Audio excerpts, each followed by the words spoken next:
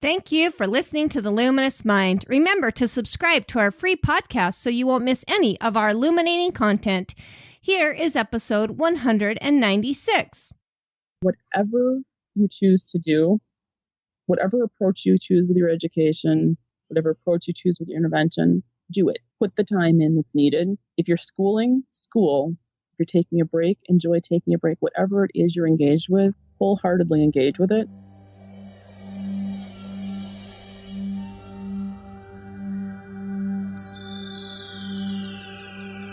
Benjamin Franklin once said, "Do not curse the darkness, rather light a candle instead."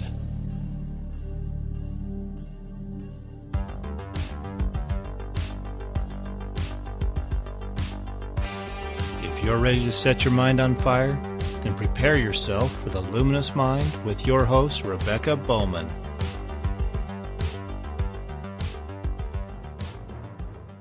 Today's fire starter is Beth Ellen Nash. Beth Ellen has her education degree from the University of Wisconsin in Madison and has had 17 years experience working with struggling learners. She was the founder, director, and lead teacher for 8 years at Hope Academy, a school for struggling middle and high school students in Madison, Wisconsin. In 2011, she shifted towards an individualized online and homeschool hybrid option and founded Wings to Soar Online Academy, specializing in the creation of custom Path to Success learning plans for dyslexic and other outside-of-the-box learners for kindergarten through 12th grade. Beth Ellen is currently curriculum coordinator, intervention specialist, and integrated liberal studies teacher for Wings to Soar Online Academy. Beth Ellen has tutored, assessed, and consulted with hundreds of families and companies that serve homeschoolers as well as public charter schools. She is the author of Wings to Soar, Integrated Multisensory Language Arts and Words You Really Use, and author of the best-selling book, Dyslexia Outside the Box. In addition, Beth Ellen is a sought-after speaker for many homeschooling and educational conferences. Welcome, Beth Ellen. Thank you. I'm so excited to learn more about your work with individualized and outside-the-box learning. But before we get into any of that, please tell our audience a little bit more about yourself. Sure. My name is Beth Ellen Nash. I live in Madison, Wisconsin with my husband, who I've been married to for 20 years. We have 2 feline fur babies. I do not have any biological children, but I have hundreds of heart children around the country and around the world. Awesome. I enjoy gardening, and as much as the weather permits, I work from my swing or my hammock in my greenhouse as much of the season as I can here in Wisconsin. That's awesome. I have a niece that's actually going to college in Wisconsin, in Madison, Wisconsin. So I don't know. My alma mater. Yeah, she loves it there. So that's great. Well, we talked a little bit about the intro, about kind of different stuff that you're doing, but tell us a little bit more about what that journey really looked like that led you to discover what you love to do.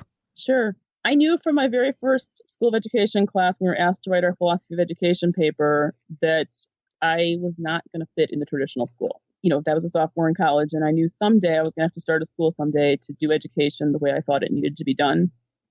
And taught for a couple years in a private school here in Madison, and in my infinite 24-year-old wisdom, I resigned that position and looked for other jobs, thinking I needed broader experience. And I believe in a divine placement agent, and he closed door after door for 3 years.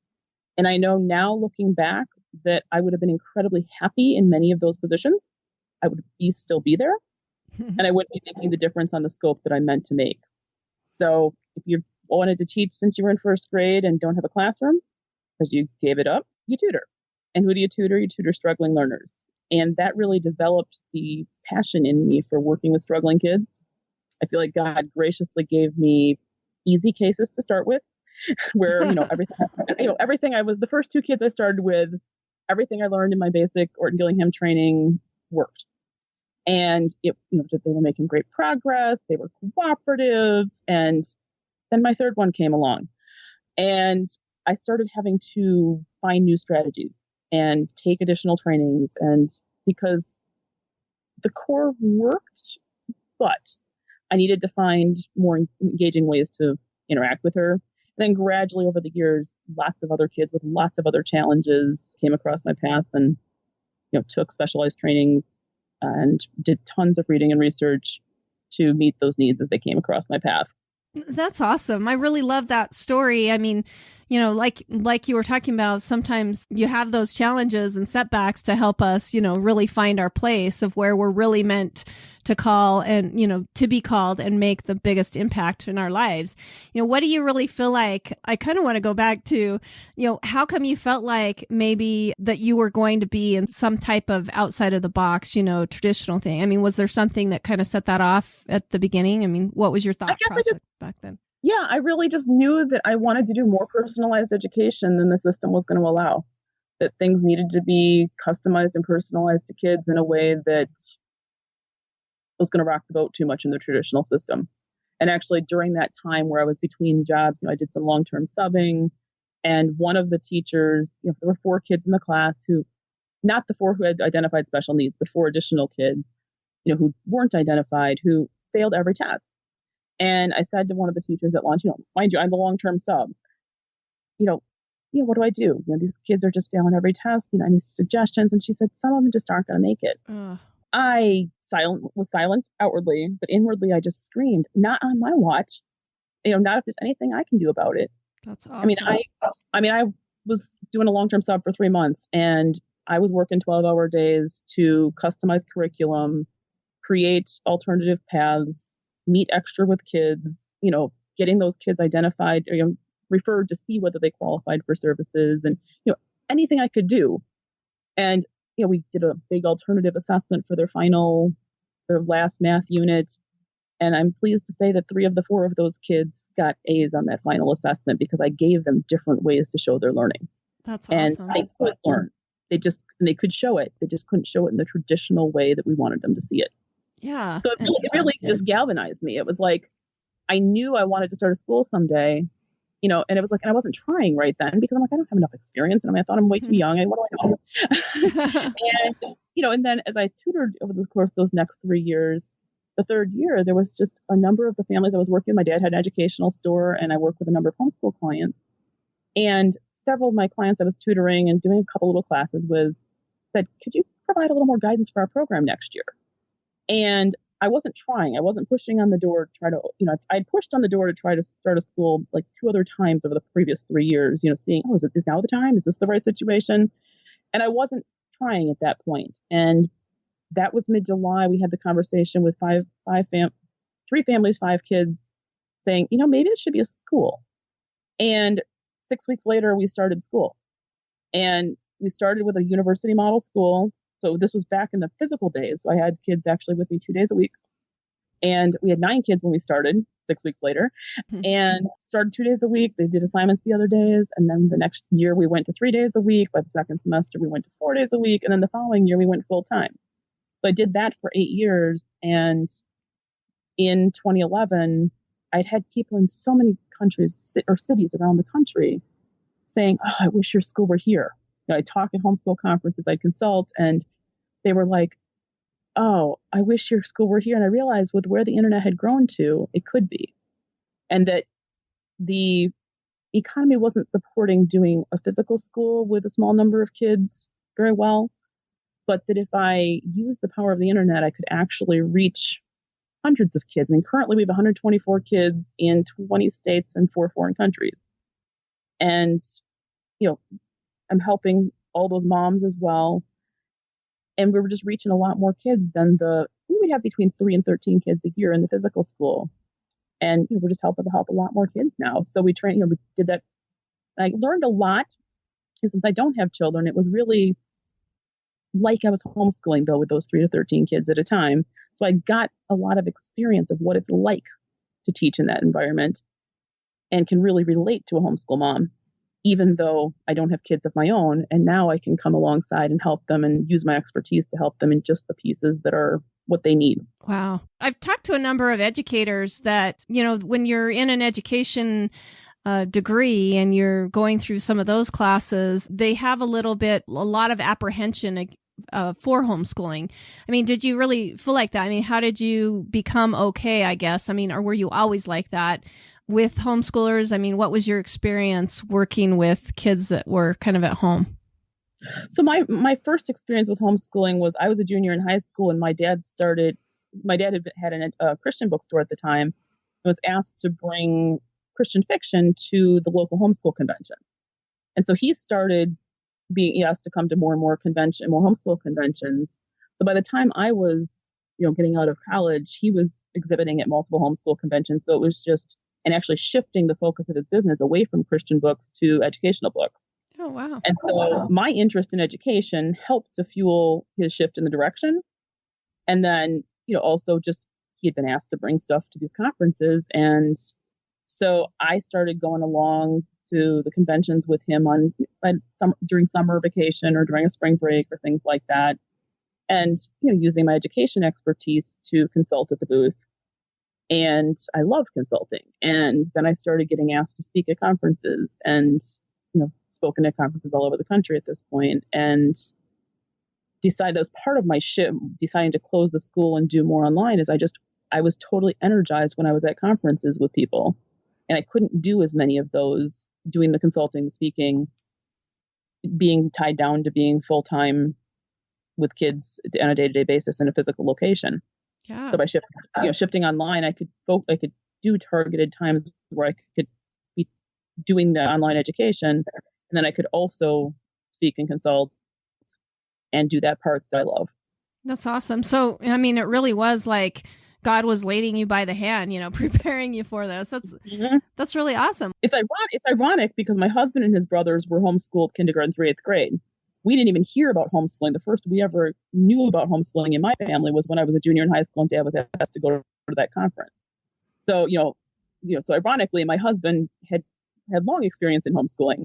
But, at the time, back when all this was starting, I didn't even know yet, kind of thing. And so my exposure to homeschool was much later than most, or than, my husband's had been. But that's neat. It was a positive experience. Yeah. Well, and like I said, I mean, help guide you by the hand type of thing to what you're doing. So let's talk about like challenges that you had in really discovering or what were some challenges you've discovered in creating like an individual learning program, and especially moving online, and what did you learn from those challenges? I think, along the way, I had to evaluate lots of different programs to figure out what were good quality programs. I was blessed in my second year of doing a pilot with the online school. I was blessed to be asked to do a contract project for a charter school in our state to evaluate curriculum for them. And so I was able to use my expertise in language, reading language arts instruction and evaluate that material. But that also allowed me to evaluate the material for use in our own school. So during that project, I got a chance to evaluate over 100 different reading and language arts programs, in addition, online programs, in addition to the hundreds of programs I had evaluated in print that I knew well from my dad's inventory. And so, I had to get to know the program, and I've shifted over the years. One program I find something else that maybe meets a need better. And, it's a good program, but this other one actually meets that same need in a better quality way. So, things have shifted over the years, and it will continue to shift. I mean, I never expect that our mix will be constant, because then we would be stagnant rather than continuing to grow and adapt to the best things that are out there. But I think the biggest challenge is I can create an ideal plan for a student, but unless the families actually implement the plan, it doesn't work. Yeah. And so, I mean, I've seen over and over that whatever it is, the kids who put the time in that we ask them to do. I mean, when I create a plan for family, I'm usually asking them to spend about 4 hours a week, so about an hour a day, at least 4 times a week with their reading and language arts intervention. And, we're talking about kids who are struggling typically. And so that's our plan. And when they do, we're getting 1.5 to 3 year gains with kids. Wow. Pretty consistently. But then I look at the reports and I see kids who are consistently missing time, not getting in there, being very inconsistent with their usage. And when I see the report and the results, it's pretty directly correlated with the amount of time they spent using the applications.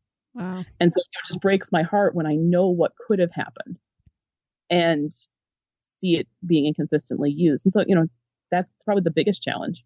It's just helping families deal with the reality of day-to-day life, but still prioritizing actually putting in the time needed to get the results they're looking for.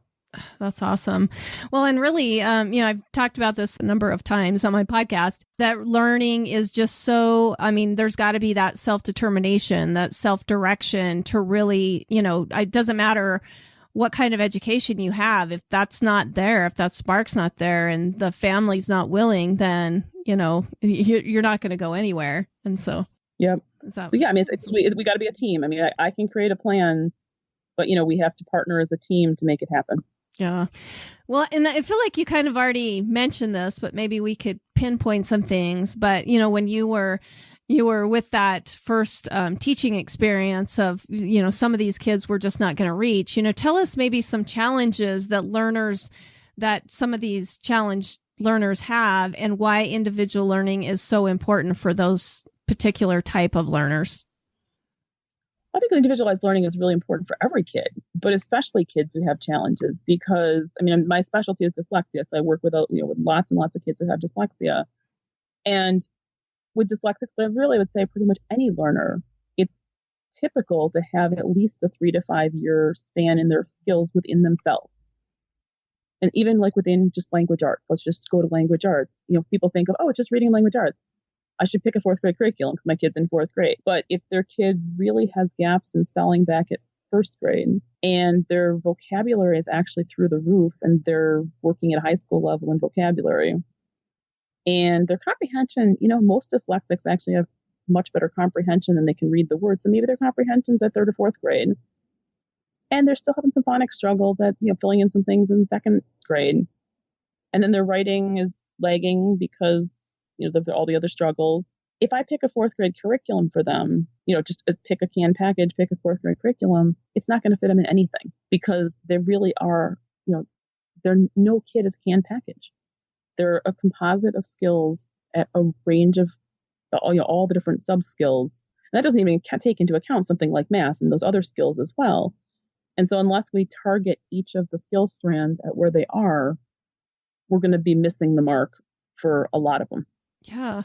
Well, and I always find that interesting, with babies in particular, they're always like, 3 to 4 months, your baby might be slower at this or, like walking, for instance, some babies walk at 8 months and then some babies walk at 14 months. And that's a huge amount of time for a baby. But somehow when we get to school, we forget that, your child isn't necessarily. What I say is no child's a grade level package. Yeah. I mean, that's how I refer to it. Yeah, they're not like learning disabled. It just might be something that takes them a little bit more time than another kid. And one kid may learn how to read at 4, another one may, there just might be a little bit of lag there. And I love how you really understood that that's really important, that individualized learning really focuses on the child and where they're needing help. That's awesome. Well, totally. Yeah. I mean, that's everything we do. It's a focus on the child. It's a personalized learning plan because that's the only way, I think. Because if we ask a kid, that same 4th grade kid we were talking about, mom knows they're behind and say, I'm going to put them in a 3rd grade curriculum instead. So I know we're not quite ready for 4th grade. We still haven't hit several of the skills because it's still not, it's not actually where they are in any of the skills. And so, if we don't find that individual where they are in each of the paths, in each of the skill strands, we're still going to set the kid up. If you can put the kid at, our free assessments are called just right level assessments.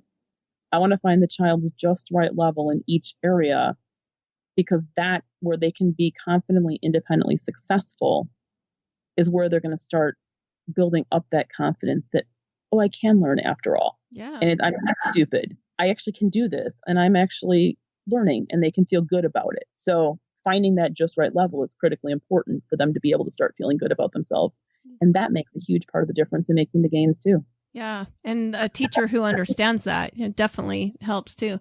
So how do you feel like your paradigm has changed over time and with experience? I mean, coming back from the early days of, going to these homeschooling conferences with your father to what you're doing now. I mean, how do you feel like that's changed? Well, as I mentioned a little bit earlier, I started off in a private school, tried some, did some experience with subbing in the public schools, did the tutoring.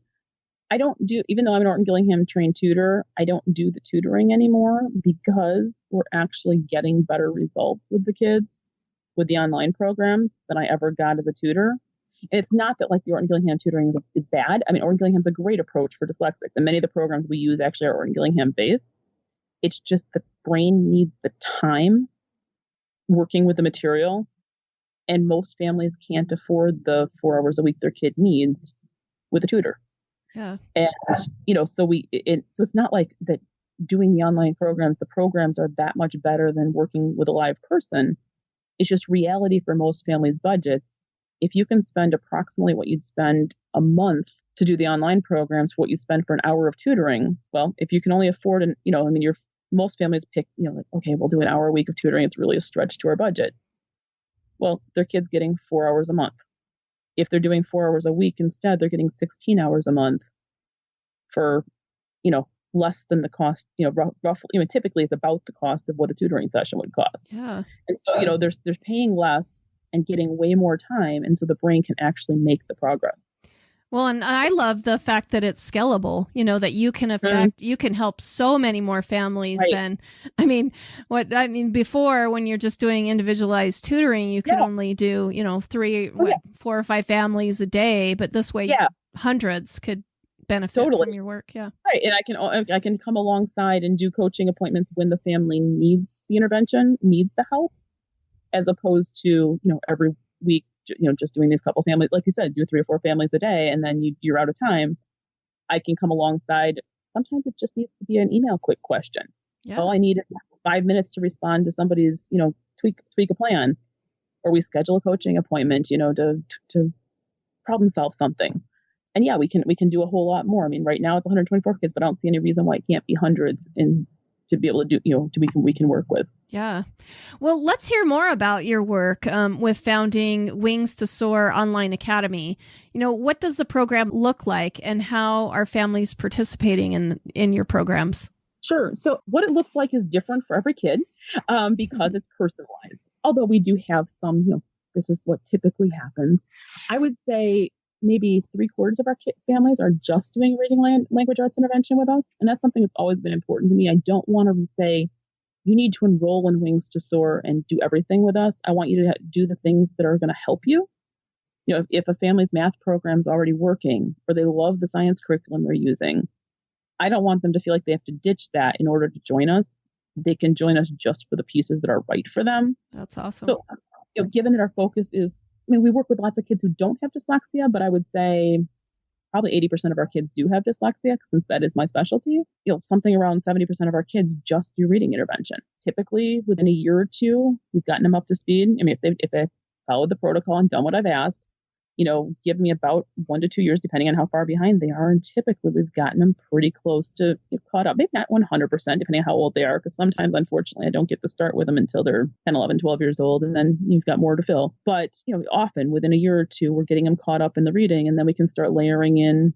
Many of them will then join us for writing, and we work with, so our integrated liberal studies courses weave together history, and literature and composition.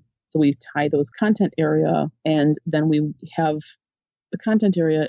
As much as I love history, it's really just the tool. It doesn't really matter what we're learning about, to have something to work on to then help them learn the skills and grow. And so that's often a next step for families, is that they'll join us for that integrated liberal studies class. And often kids will be with us in that for maybe 2 years. I've got a few families who continue longer than that. But very frequently, once they've been with us for 2 or 3 years in our online courses, the integrated liberal studies courses, their skills are so solid that they're ready to go tackle some other new challenge. That's cool. as much as I would love to keep them, they don't need me anymore, and we can let them fly. Oh, well, and I love that you are so willing to, work with the pieces and parts of what you need. And maybe this is kind of another question. There's different online academies that are ran through public funds. Is there anything like that? Do you have schools that are, and if not, why did you choose to keep it private? I chose to keep it private because it gives us the ability to do what's right for the kid. It was that same bureaucratic constraints that I knew weren't going to work in the traditional system. That was why I needed to start a private school, that were going to still keep me from being able to do what was right for the kids. Yeah. And, if I were trying to do that kind of, approach, I wouldn't be able to say, let's come alongside you and just do the pieces you need. those, you would be expected to. And a lot of homeschool families, and I don't just work with homeschoolers. We do have a few families who just choose to use us for intervention, after school. But, most homeschool families, there are other aspects of homeschooling that they really still appreciate, and they don't necessarily want to replace it all. They love their groups with their co-op groups with other families, and they love the freedom and flexibility to do things at, a little bit more at their timing and some of the rich other experiences that they can provide. And so just coming alongside with the pieces they need, again, yes, there's a tuition to it, but it allows us to actually do what the family needs as opposed to what somebody else says we need to do because they ought to be. And really a system that says you have to be at this place because you're at this age makes personalized education really hard. Yeah, kind of a broken system for sure. Before we go on, please listen to these messages. Student loan debt is in a collective $1.4 trillion, with 25% of graduates still struggling to find meaningful employment. Instead of being a statistic, live life by your own terms and join the intellectually stimulating collaborative community of Praxis. While getting a paid apprenticeship with the dynamic growing company, Praxis participants receive intensive professional development that they describe as freedom, empowerment, creativity, progress, achievement, inspiring and challenging, that leads directly to a full-time job.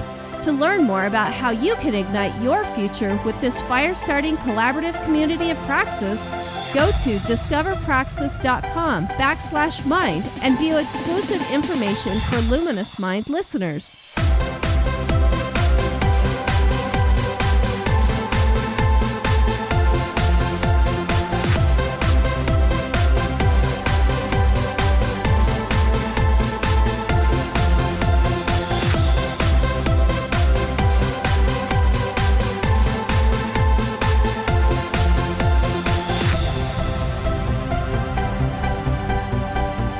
Back to the Luminous Mind with Beth Ellen Nash, who's helping to give others wings to soar for outside-the-box learning.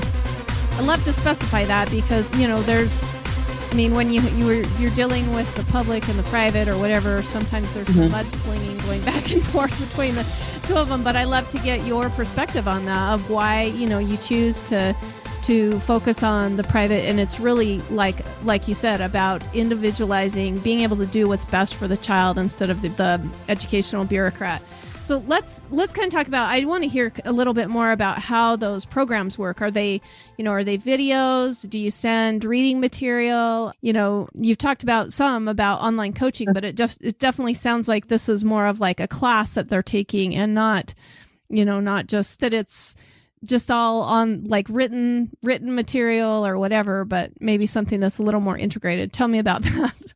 We work with over 25 different online third-party programs. So it really depends on which program and which pieces are right for any given student. So with like the reading intervention, those are all going to be online programs the student is doing independently. Typically, we're going to put together between 2 and 4 of those programs for an hour a day worth of work the student's doing. Put some variety, cool. Mixing it up. If we do it all in one program, even a program they love, familiarity breeds contempt. Yeah. And they, want to give up. And so, and also if we do too much in one program, they go too fast through the material and their brain doesn't have time to consolidate the learning. So, a kid who's doing reading intervention with me will typically have 3 or 4 programs, depending on the kid and the age and things like that. And each of those programs are individually adapting to the student as they go. So depending, they're being placed into the program based on exactly what they need in that program. And then some of the programs, many of the programs, quite literally, what question they're given next, it depends entirely on what they just clicked. If they clicked something that was a wrong answer, they're going to be given some reteaching. If they clicked a correct answer, it's going to move them on. And so, quite literally, the next step of instruction is determined by their previous mouse click. And that is the epitome of personalized education. And within each program, then they're making their own progression. And then the other programs are coming along in strength, coming along. One program may focus on just reading practice and build, just having a chance to practice it with carefully labeled books they're ready for. Another program may be focusing on targeting the phonics-based skills. Another program may actually focus targeting the comprehension skills. It just depends on what it is they're needing. So most of the programs, the younger Some of the programs have younger versions and older versions because we often have older kids who need to go back to K3 or K5 level skills. And so some of those programs have older level versions that are more respectful of their age, even though they need skills at that younger level. And so the younger programs typically are more animated, more, game-like, interactive, and some of the older programs, are going to respect the fact that they're older. But, so that they can still work on, if they need to work on first grade level skills, they're not feeling insulted by it coming to them in a first grade level format. Oh, I love that. Well, and it really reminds me of kind of like the Geico insurance thing of like picking and choosing, going to the companies and saying, okay, what does this child need? And picking and choosing what works. I think that's awesome. I mean, there's so many online programs that created their own math, created their own reading, created their own, English and all of that stuff that maybe one part of the program works for the kid, but maybe the other one doesn't. It's not something that would work for them. Is that that's kind of what I'm getting? So my expertise in knowing the programs, as well as the expertise in knowing the learning needs and the typical. I see a typical profile. I mean, a family will when they start, they're going to fill out their free Just Right level assessment form. That's mom or dad answering some detailed questionnaire to help me. I think there's over 50 different learning concerns that I ask about on there. And so I take a look at that whole profile of the child's concerns, and based on that, make recommendations for, let's start with an assessment in this program. And then based on the results of that, maybe we need to go and do an assessment in this other program. And through that process, it's usually about a 2-week process through doing the assessments and then trialing programs that we come to what the right mix is for the child. And then I make that recommendation to the family. Now, some of the families you were alluding to earlier, some of the things are more classes, and those are at middle school and high school level. We also offer group classes, and those meet once a week. Typically, they're going to have a webcam-based session with their instructor, 5 to 9 kids in a group. We want to make sure it's staying very interactive, and if we get more than 9 in a group, we open a new section. And so that's going to be for our science, for our history, for our literature and composition classes, that they have those. And with those, we're providing, again, using these third-party programs, many of which, for example, like we use Discovery Education's multimedia, what they call their tech book. So there's audio support. So if a student needs to listen, there'll be video clips. There might be a little interactive simulations if it's a science class, things like that. So it's not just reading, but, a variety of things that they're doing. And then, there's going to have a class, and then they're going to have assignments for the other 4 days of the week. Here's what you need to do between time. Then you're going to come back to class and we're going to discuss or share or present or, whatever the focus is for that day, to make it interactive, but then also guided. And often at that middle school and high school level, having somebody other than mom, it's assigned by, makes a world of difference. I mean, sometimes moms will say, how did you get them to do that? And I'm not mom. Yeah. Is the answer. I mean, it's not so much that I'm magical. It's somebody outside of mom who it feels more real. And at that age, at that middle school, high school age, their job is to be developing their own identity separate from their families. I mean, that is their developmental job at that stage. And so for some kids, mom can keep homeschooling everything and that's just fine. For some kids, they need somebody outside of mom to be a part of the picture. And that allows them to develop that identity separate from mom that they're supposed to be developing at that age developmentally. And, we can come alongside. Sometimes moms will pop us an email. Hey, can you reinforce this with my son, my child? We've been trying to communicate this message, but it's falling on deaf ears. If it comes from you, I think you'll listen. So we can work as a team that way. Well, and I love how you recognize child development. I mean, sometimes homeschooling families in particular, the mother gets a little bit like offended almost that her child all of a sudden doesn't want to be hanging out with her, but really that's a developmental thing for them to want to have interaction with peers more and interaction with, to kind of pull away. It's not that It's not a slight on the fact that there's not a good relationship or your child doesn't love you anymore. They're needing that.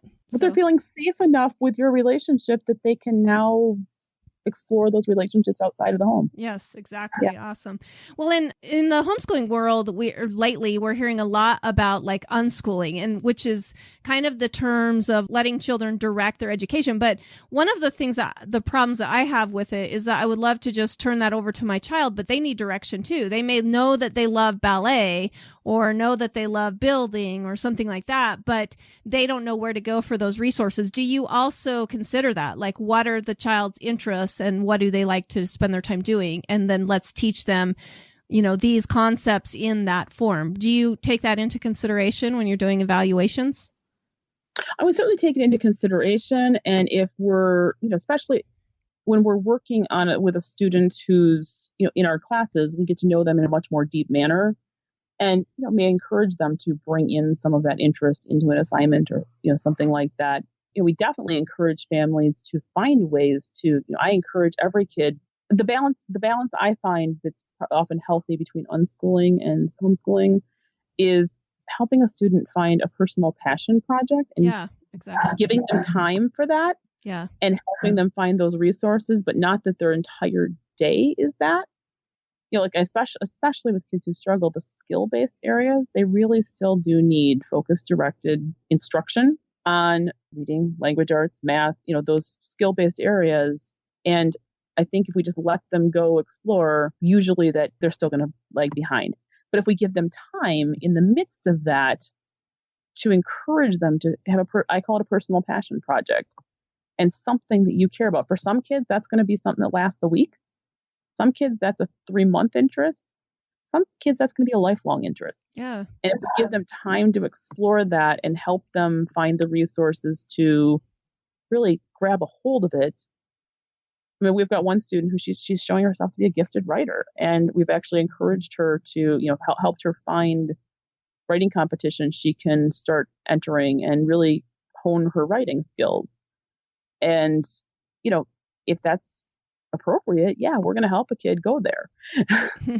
Well, I love that because a personal note about me is that's what I mean. Every once in a while, I'm like, oh, I just can't do this anymore, as a homeschooling parent. But the thing that I love about it is that I've got one that just graduated from an online school, and one of the things that I noticed with him that it just gave him more free time to really explore those passions. And that's why I'm like, with some of my younger ones, I'm like, I can't give up because that's what I really love about it is that they've got free time. A lot of their peers don't have time to pursue, places they want to go. But at the same time, I feel like I'm at a place now. I've done this 19 years now, but I'm at a place where I want to find a great mix between, keeping them achieving and also letting them move in their passions. You know what I mean? There was a lot of online schools that was very stifled. Like my oldest son, for example, I've probably given this 1,000 times on this podcast, but he was really into medical things. And so here he is online studying a college course on anatomy and physiology. And I'm like, get back to your English. You know what I mean? and sure. There's part of me that's like, what am I thinking? He's past that. But at the same time, I love how, what you're talking about is keeping those skills going so that they can move in the direction that they love, but they still have the time to pursue those passion projects. I guess. Yeah, it's a balancing act. But I think it's so important to prioritize making sure that they have time for the personal passion projects.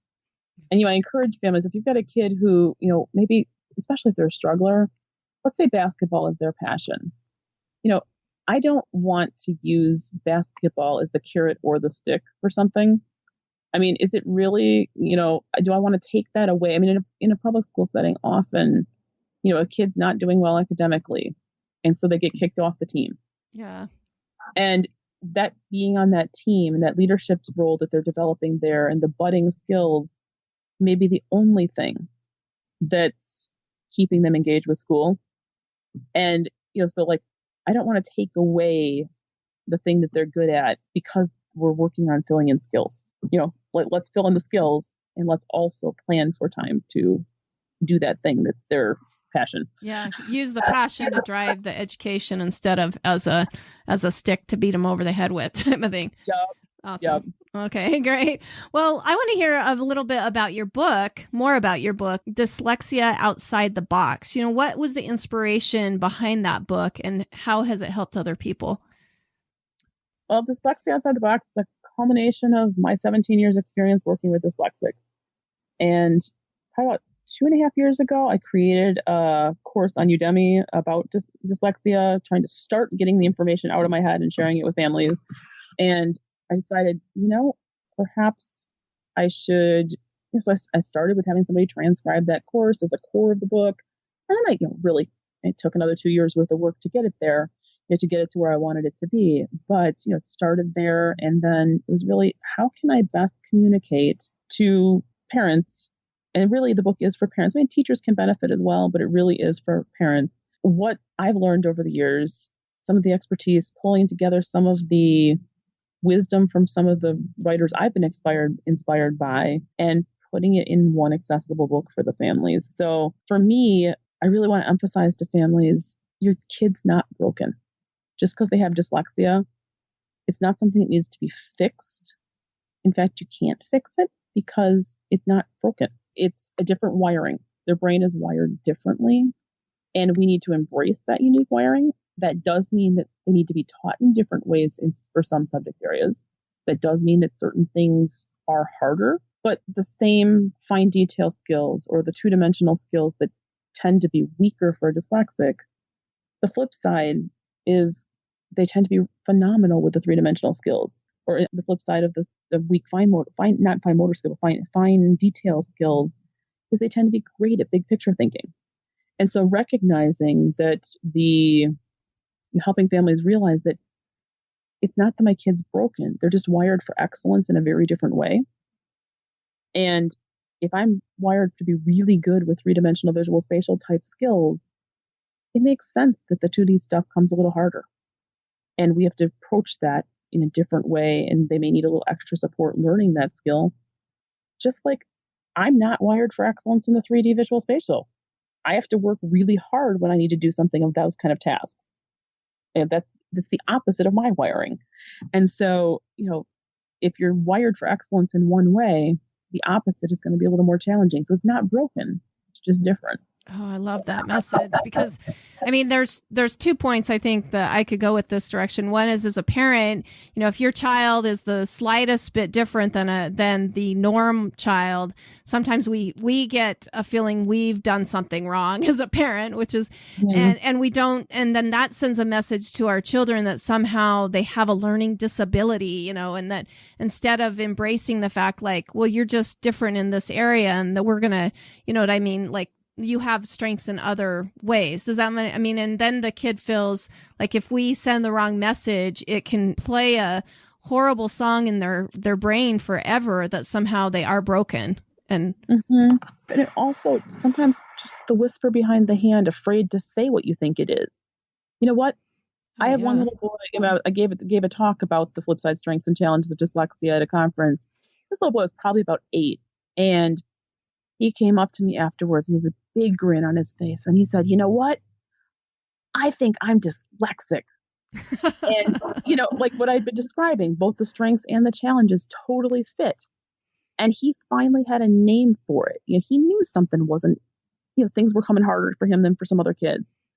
And for him to have a name for it, it was like, I think I'm dyslexic. There was this big grin on his face. It wasn't like a shame thing. Yeah, that's awesome. The shame was thinking there's something wrong with me and not knowing what it was, but having a name and a description of understanding the strengths and the weaknesses, that went with it. It was like, oh yeah, I recognize myself in that.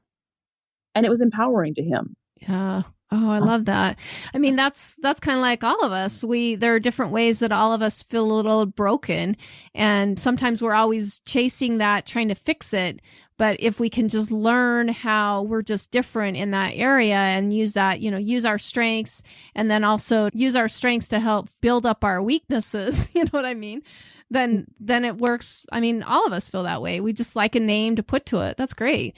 Well, and do you feel like there's other ways, I mean, other than giving a name to this and helping kids, try to understand how that they're not broken? Are there other ways do you feel like this book has been helpful to families? I mean, the first couple chapters focus on that whole person perspective. And then the next 3 chapters focus on reading, spelling, and writing, which are the 3 main areas that are usually impacted by dyslexia, and give some practical tips and strategies for parents to try at home, as well as then give some ideas of how, some of the approaches we use, some of the approaches that are out there, some of the options. And then the final core chapter overviews how Wings to Soar offers, approaches the program. One of my moms said, when she read a preview copy of the book, she said, I think this book should be required for reading for every parent who's considering Wings to Soar. It just helps me understand your philosophy, your approach so much better. And then there's over half the book is actually appendices that are just practical, helpful references, resources. One of the appendices is about different dyslexia remediation options. What are your choices? What are the different approaches that you could use? And our way is one of those ways, among many different angles, approaches. I mean, I've taken training both in Orton Gillingham as well as the Davis Dyslexia Correction Method, which neither of those methods recognize each other, but they both have something to offer for some of the families. I've also taken other trainings, can provide insight into as well. I did many years of frequency research and developed a spelling curriculum around that. So I provide some of the multisensory practice ideas that I've developed in one of those appendices. I also give some of the high frequency words, practical, just some definitions of terms that they would encounter if they are interacting with a public school scenario, that they might, what do some of these terms and jargon mean? There's a lot of good reference materials there for families as well. I know many of my families said, the core of the book is great, but the appendices are going to be something I'm going to refer to over and over again. Yeah, I use it as a resource for any type of, that's great. Well, and we've talked about your school, Wings to Soar. What successes have you seen with this style of education? Maybe we've touched on that a little, but let's pinpoint really some strong successes you've seen. Oh, I've seen a lot of them because, we just, several of my families, one I just talked with this past week, and she said, I am so glad to have found Wings to Soar. She said, I rarely read emails that come through my inbox, and this one just came through, and, I feel like God directed me to it because, she's like, this was the thing that made the world of difference. Rachel couldn't read pretty much at all in January. And she was reading a book independently the other day. So we're talking less than 6 months time. Wow. And she was, she still has a long ways to go, but in less than 6 months time, she went from being basically a completely defeated non-reader to independently reading. I love the word you used, defeated. Sometimes that's how we feel. I'm going back to the whole broken and fixed mentality, that really sometimes people understanding it and understanding how to use that, in a direction that would help, the strength, help the weakness type of thing. Mm-hmm. It really goes from defeated to all of a sudden feeling successful. Yeah. I've had other families say, this was the first approach to education that's actually worked for my kid. It's like, this is the first, and this was a kid who was in some of our group classes, and, so he's finding success. He's an 8th grader, going to be a 9th grader this next year. And she said, oh, you're getting him through high school. It's working. I'm loving you. And I told her the other day, I said, I had 2 other kids who their moms were about the same place you were when you started. And they started with us as freshmen, and they were with us for 2 years. And both of those boys this year went to junior year. One of them went to a local Christian school because he was ready for the challenge. And the principal said his placement scores are like higher than most kids when he comes in. That's awesome. And another one, just one of those 2 boys, again, as a freshman, their moms never would have dreamed they could have done what they're doing. Just finished his junior year in high school doing dual enrollment at the local community college. And he messaged me the other day and said, I got a 4.0 both semesters and couldn't have done it without the foundation you gave me. So, they were kids. It was like, I had them for 2 years. And, I would have loved to have kept them, but they didn't need me anymore. Oh. They were ready to move on to the next thing. Well, and I really respect that about you, and what your message has been is that you're here to help them for as long as they need it. I mean, sometimes as educators, I would think anyway, you kind of start to feel like if they leave you, that they're rejecting you, but really you've just given them a great foundation to move on to a different area of their life. And that's awesome. I mean, my job is to work myself out of a job. I mean, there's a few families just love our approach and will stay with us anyhow, whether they need us anymore, like just because they love the approach and the personalized education. But it's pretty normal that within 2 to 4 years time, they don't need, we've done the remediation they need. We've laid the foundation and they're ready to go and they're ready to fly. And it's like, why should I hold them back if they're ready to fly on? We're wings to soar. That's the goal. Many of our kids come to us with broken wings. And, or think they're broken, right? Or think they're broken, or maybe they had a break at some point, but the break might have been actually the mean words somebody said to them that defeated this person, that defeated them from even trying. They weren't actually broken, but they were broken by the shame. Yeah, their spirit's broken, maybe. Their spirit was broken, and so their skills might have been broken. Not that they are broken, but they needed some help with skills. And so they come to us sometimes with a broken wing or a broken spirit, and we help them heal that, help them gain the skills, gain the confidence, and then you release them to soar. That's awesome. I love that. Wow, how inspiring. Let's talk about maybe some long-term goals that you see for yourself and Wings to Soar. I mean, what do you see in the future, and how does that work into the legacy you hope to leave? I mean, I hope, right now we're serving in the hundreds of kids. I'm hoping we can serve thousands of kids. I would love to create a nonprofit at some point. I've got a passion for missions, and I would love to be able to help more missionary families be able to get the education they need to be able to stay on the field with their kids, even if their kids are struggling. So that's something I would love to do and help more missionary families. Dyslexia Outside the Box is just the first in a series. There's going to be a number of other books in that series. So, big goal, I'd love to see 1 million copies of that series sold someday. And it's not about the copies sold. It's about, reaching the people, getting the messages to them, providing the help and support. So, that's a big long-term dream. I'd love to speak on every continent and share our mission, our approach. And that's another big, just a big vision, big dream, is to take this to other places in the world as well. Oh, I love that.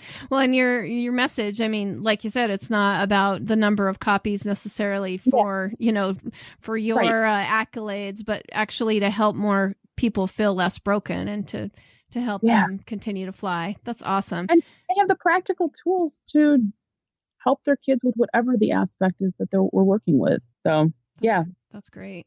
Well, before we say goodbye, do you have any final parting words for our listeners? And then give us your contact information, how our families can get in touch with your school and what you're doing in your book. I guess my biggest words of wisdom for you are whatever you choose to do, whatever approach you choose with your education, whatever approach you choose with your intervention, do it. Put the time in that's needed. If you're schooling, school. If you're taking a break, enjoy taking a break. Whatever it is you're engaged with, wholeheartedly engage with it.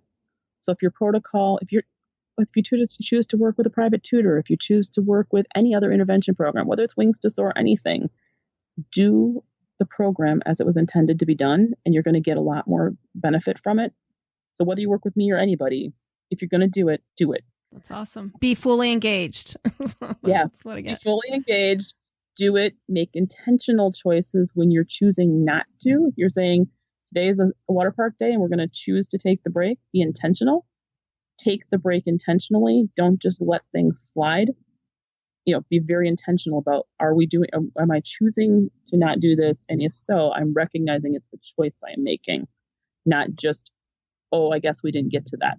Yeah. Oh, I love that because, that's one thing for many years that I did. I was trying to make sure we always got school done. But then on days that, were supposed to be a lot of fun or whatever, it just added a lot more stress. So just really focus on what your focus is for that day. Go after it and get it done. And, like you said, don't do stuff half-heartedly. I was going to say another word, but halfway, and then be dismayed when there's not the result that, you're expecting. Yep. Awesome. So then you asked me to share, how to get a hold of me. I mean, our website is wingstosoaronline.com, and you can ask for your free Just Right level assessments to get started there. There's all over the website. You're going to find it anywhere you go on the website. It's a parent questionnaire you can get started with to help us get you started on the path of figuring out what's right for your kid. There's also a contact form on the website. Again, it's wingstosoaronline.com. So if you want to just pop me an email, ask a question, the contact form is a great way to do that. Or the Just Right level assessments is a great way to start. There's also a link to my book on that website down at the bottom of the page. Or you can go to Amazon. It's available both in Kindle and print on Amazon. Which again is Dyslexia Outside the Box. Dyslexia Outside the Box. And I actually, I got an email and I was like, this sounds amazing. So I've got to have Beth Ellen on and talk about it. If you want to, hear more success stories, they also have a testimonials page on there so that you can see how this is working for other families. Again, the website is wingstosoaronline.com. However, we will be sure to link all the information that we've discussed today on our website as well, including her book, so that you can find it. But thank you so much, Beth Ellen, for joining us and for really helping to light our minds on fire about this great message of integrated learning and, am I saying that wrong again? Integrated learning and individualized learning as well. I appreciate it. Thanks for having me. Thank you for listening to The Luminous Mind. To learn more about Beth Ellen Nash, go to our show notes at theluminousmind.net. Be sure to become a subscriber to our free email list. Then check out the Services tab to see how we can continue to assist you, our fire starters. Also, to help us continue production of illuminating content, go to the Sponsor tab at theluminousmind.net for more information on sponsorship and affiliate programs. Like us on Facebook, follow us on Twitter, Google+, Pinterest, and now Instagram. Get our free audio content by subscribing on YouTube, iTunes, and Stitcher. To help us grow, consider these easy ways. Tell your friends about us. Leave us a review. Share our content. Tell us how we can help you so together we can continue to light minds on fire and change the paradigm of education.